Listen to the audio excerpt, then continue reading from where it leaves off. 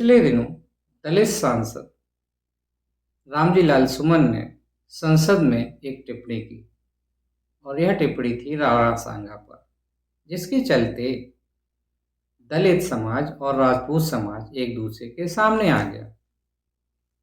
और इसी संबंध में अखिलेश और उनकी समाजवादी पार्टी ने जिस तरह से अपने सांसद का साथ दिया, उससे यह प्रश्न उठा, क्या दलित अखिलेश के लिए जरूरी हैं या फिर अखिलेश की है मजबूरी।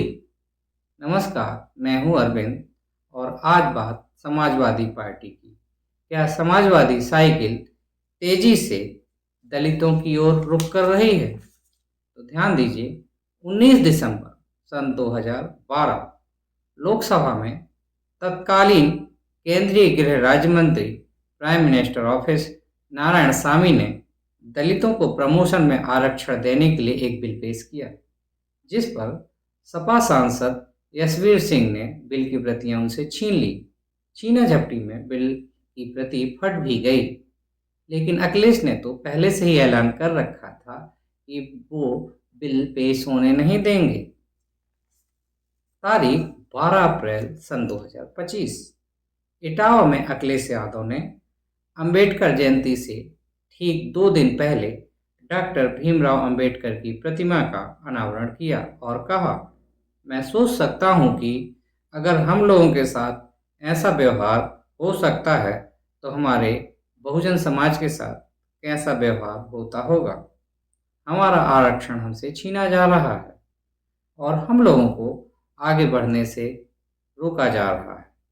तो ये 2 तारीखें हैं जो यह बता रही हैं कि गंगा में पानी बहुत बह चुका है और सपा प्रमुख का रुख तेजी से बदल रहा है।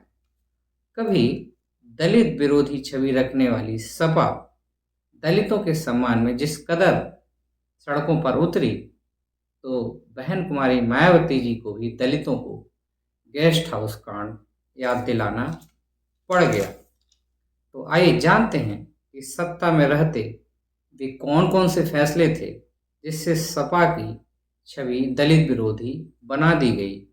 फैसला नंबर 1, साल 1994 सपा बसपा की साझा सरकार बनी, जिसमें सरकारी नौकरियों में पदोन्नति में भी आरक्षण की व्यवस्था की गई और जिसे सन 2002 में बसपा और भाजपा की सरकार ने एक कदम आगे बढ़ाया। लेकिन जब साल 2005 में सपा की सरकार मुलायम सिंह के नेतृत्व में बनी तो इसे रद्द कर दिया गया।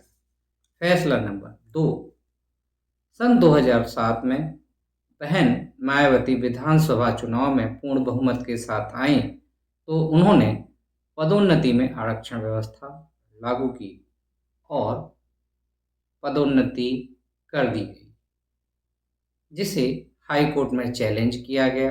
हाई कोर्ट ने रद्द कर दिया और मायावती ने इस केस को सुप्रीम कोर्ट में अपील कर दिया।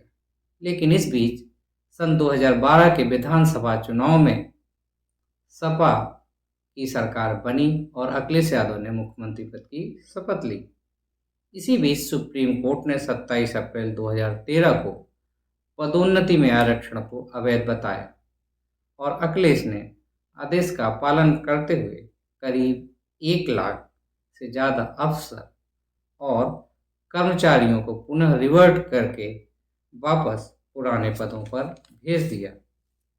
फैसला नंबर 3, 30 जून 2009 को मायावती ने सरकारी आदेश द्वारा करीब 5 लाख तक के ठेकों में अनुसूचित जाति और अनुसूचित जनजाति को क्रमशः 21% और 2% आरक्षण की व्यवस्था की, जिसे अखिलेश कैबिनेट ने बदलते हुए 12 मई 2012 को समाप्त कर दिया।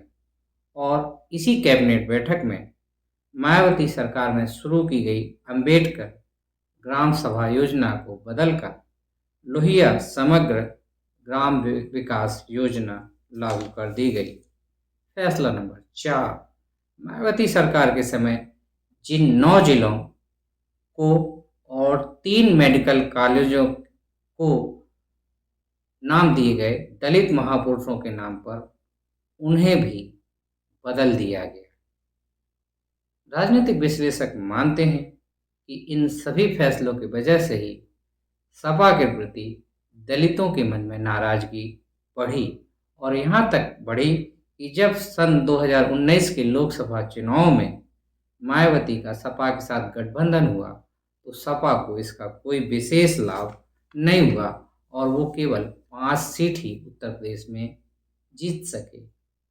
और 2019 के लोकसभा चुनाव में मायावती ने हार के बाद इस गठबंधन को समाप्त कर दिया और वो सपा प्रमुख के ऊपर हमलावर हो गई। लेकिन यहीं पर अखिलेश यादव ने समझदारी दिखाते हुए कोई टिप्पणी करने से बचे और कोई पलटवार नहीं किया और चुपचाप अखिलेश ने एक के बाद एक करीब बसपा के 1.5 दर्जन नेताओं को अपनी ओर मिला लिया, जिनमें से प्रमुख थे इंद्रजीत सरोज, दद्दू प्रसाद, R.K. चौधरी और त्रिभुवन दत्त।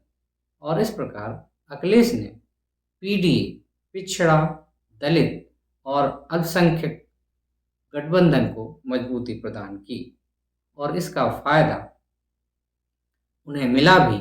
और 2024 के लोकसभा चुनाव में अखिलेश की सीटें उत्तर प्रदेश में 5 से बढ़कर 37 तक पहुंच गई। हर राजनीतिक दल और नेता को समय के अनुसार स्वयं को बदलना होता है, वरना वक्त उसे बदल देता है और वो रेस से बाहर हो जाता है। अखिलेश ये समझ गए थे सिर्फ यादव और मुस्लिम के भरोसे सरकार नहीं बना सकते। इसी के चलते लोकसभा चुनाव में उन्हें 2014, 2019 और विधानसभा चुनाव 2017 और 2022 में हार का सामना करना पड़ा। 2017 के विधानसभा चुनाव में जो ठाकुर वोट उन्हें मिलता था वो भी पूरी तरह से भाजपा की ओर शिफ्ट हो गया और इसी गैप को भरने के लिए अखिलेश ने दलितों की ओर ध्यान देना शुरू किया। और अखिलेश ने दलितों को अपनी ओर लुभाने के लिए निम्न प्रयास किए। प्रयास नंबर 1, अखिलेश ने ये नैरेटिव बेहतर तरीके सेट किया कि भाजपा डॉक्टर भीमराव अंबेडकर द्वारा बनाए गए संविधान को समाप्त करना चाहती। दूसरा, भाजपा आरक्षण छीनने का प्रयास कर रही है। तीसरा प्रयास, सपा ने बड़े जोर शोर से डॉक्टर भीमराव अंबेडकर की जयंती और पुण्यतिथि मनाने की घोषणा की। साथ ही अखिलेश ने चौथे प्रयास के तहत इटावा में चुनाव जीतने का श्रेय काशीराम जी और मुलायम सिंह को दिया और एक मैसेज देने का प्रयास दलितों को किया। साथ ही अखिलेश ने माननीय काशीराम जी का पुराना नारा जीवित किया, जिसकी जितनी संख्या भारी उसकी उतनी हिस्सेदारी। इसके साथ ही अखिलेश अब पदोन्नति में आरक्षण की व्यवस्था के भी पक्षधर बताए जा रहे हैं। इसके साथ ही अखिलेश को यह डर है कहीं सपा कार्यकर्ता का अति उत्साह भारी न पड़े और दलितों का साथ उनसे छूट न जाए। पिछले दिनों सपा कार्यकर्ताओं ने एक पोस्टर जो आपकी स्क्रीन पे है जारी किया, जिसमें उन्होंने अखिलेश के चेहरे को भीमराव अंबेडकर के साथ जोड़ दिया और इसी बात का फायदा भाजपा ने उठाया और अखिलेश के खिलाफ दुष्प्रचार शुरू कर दिया।